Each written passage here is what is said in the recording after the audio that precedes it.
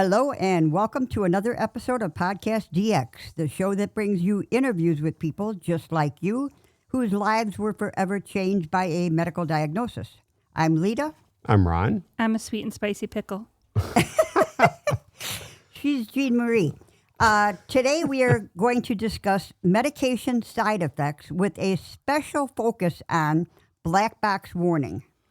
A black box warning, according to the National Institute of Health, is actually now called a boxed warning or boxed warnings. Good to know. Well, actually, it would have been even better to know before I wrote the rest of the script.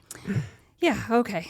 So anyway, a boxed warning is the highest safety-related warning that medications can have assigned by the Food and Drug Administration.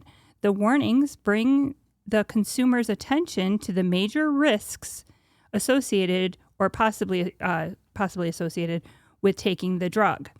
There are over 400 medications currently with boxed warnings. And according to a research article in the Journal of the American Medical Association, JAMA, from 2006, and I'm going to quote it here. Okay.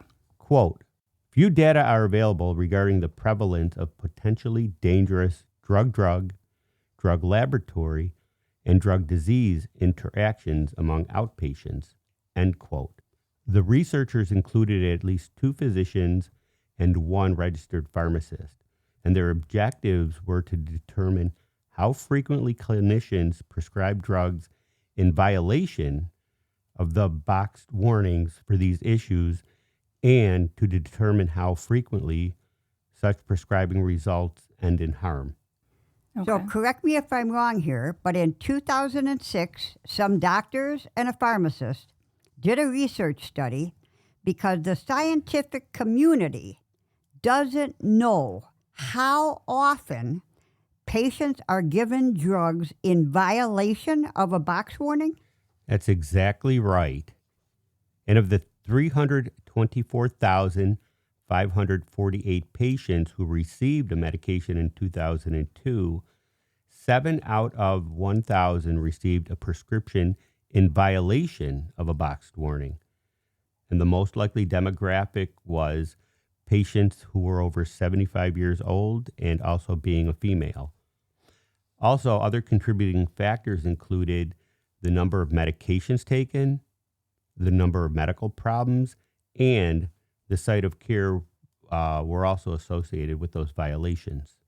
And the reason we're talking about this is obviously the adverse drug events, or ADEs, are believed to be among the leading cause of death in the U.S., with an estimated 100,000 deaths per year. And I'm thinking that number you just quoted, Ron, the over 75 and female, I'm just thinking of like my great aunt, Yep. who does not question what a doctor says. So if a doctor says, take this, she will take it without questioning it. She has a lot of faith in her doctor. Yeah. I think And a lot I of think people of that Right. age group do. Right. So I can definitely see why that is the case. Right, because people like you and I question everything. Yeah.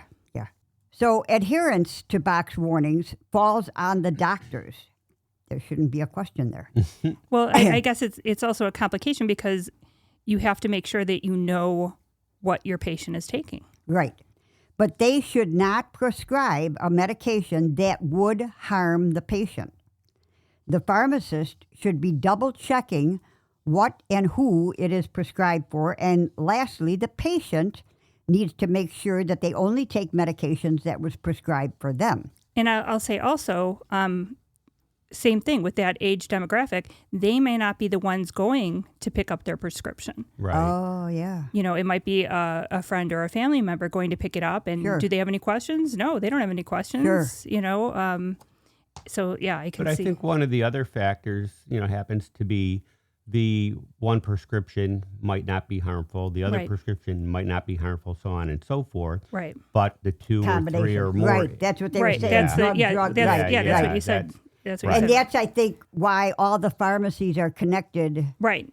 by They're all the cloud or whatever, Yeah.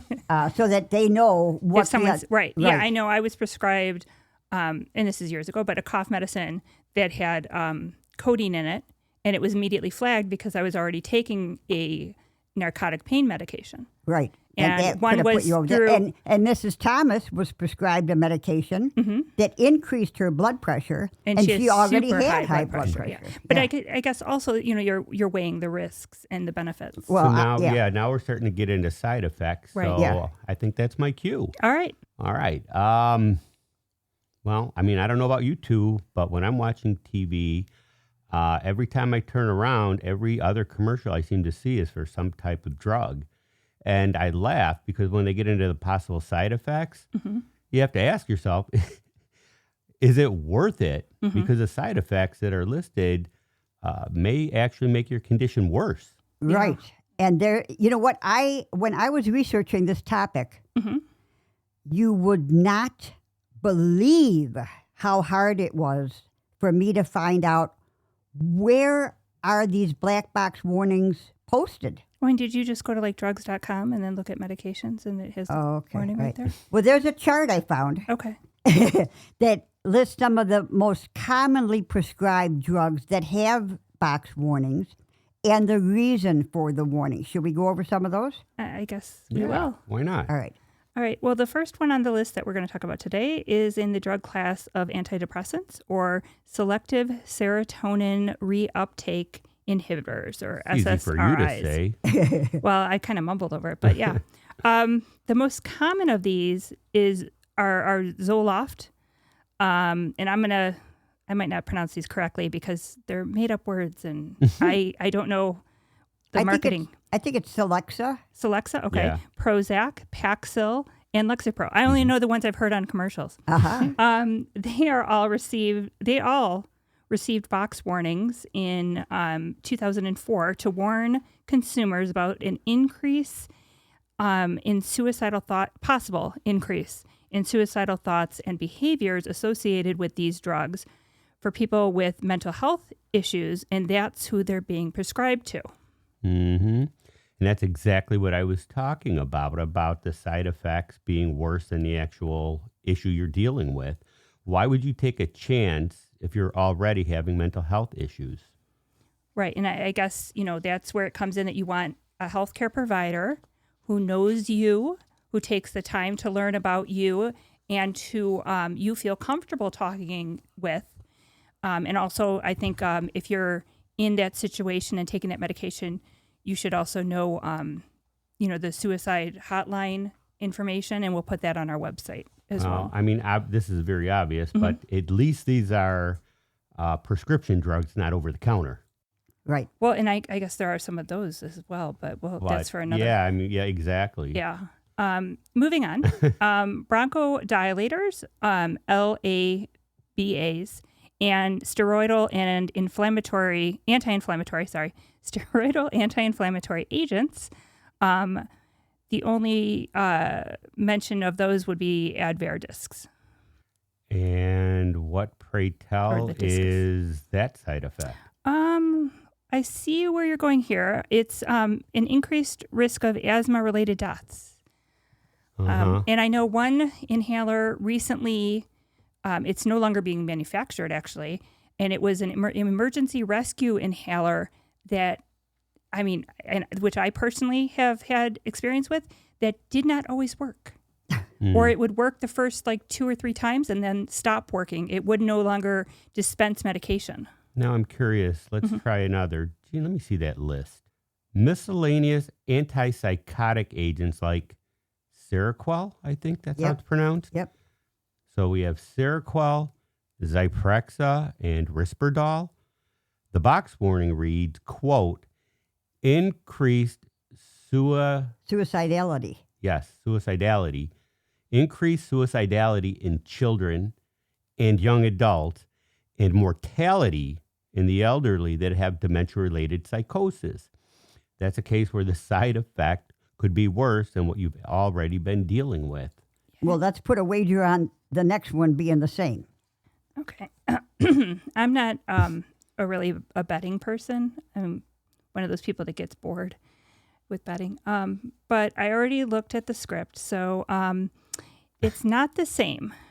for drug class atypical antipsychotic agents such as, and we're going to write in and tell us how we're supposed to say it, such as Clozaril, okay, Sounds good. Levaquin, okay. and Cipro. I do love that you gave me these to say instead of you saying them. Uh-huh. The box warning is and possible side effect is a condition called, A granulocytosis. which it can lead to severe infection and death. So the side effect doesn't have anything actually to do with the condition being treated, and actually it's also worse. And there's the opposite, of course.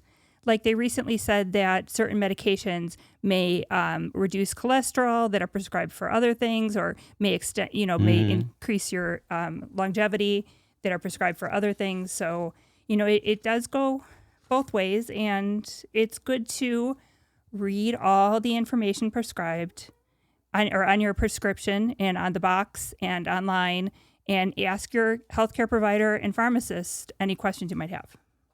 All right. Well, Sounds that good. wraps it up for us today for black box warnings. I think we're going to talk again next month about actual side effects of medications that, are we going to talk about side effects? For medications, over-the-counter ones? Yeah. Okay. Sure. Because, you got to cover all the bases. Sure. If you have any questions or comments related to today's show, you can drop us a line at info@PodcastDX.com. You could go to our website for more information, PodcastDX.com. We're on Facebook, Twitter, Pinterest, Instagram, and TikTok. And Twitter is no longer really. Oh, yeah, Twitter. X. Are we on X? Yeah, Twitter or X. X Okay. or Twitter. Okay. Are we still on there? I didn't Yeah. think we were on there. Okay. Yeah, we're on X. Okay. You can tell how often I check it. And if you have a moment to spare, please give us a review wherever you get your podcast. And as always, please keep in mind that this podcast is not intended to be a substitute for professional medical advice, diagnosis, or treatment. Always seek the advice of your physician or healthcare provider or qualified healthcare provider with any questions you may have regarding a medical condition or treatment and before undertaking a new healthcare regime. And never disregard professional medical advice or delay in seeking it because of something you've heard in this podcast. And after this episode, we hope to see you next week. Yeah, and we'll have more information on the website so you can read more about it, and then also make sure you understand what you're taking and the possible side effects and All right. if it's beneficial or not. Okay. Good talking to you.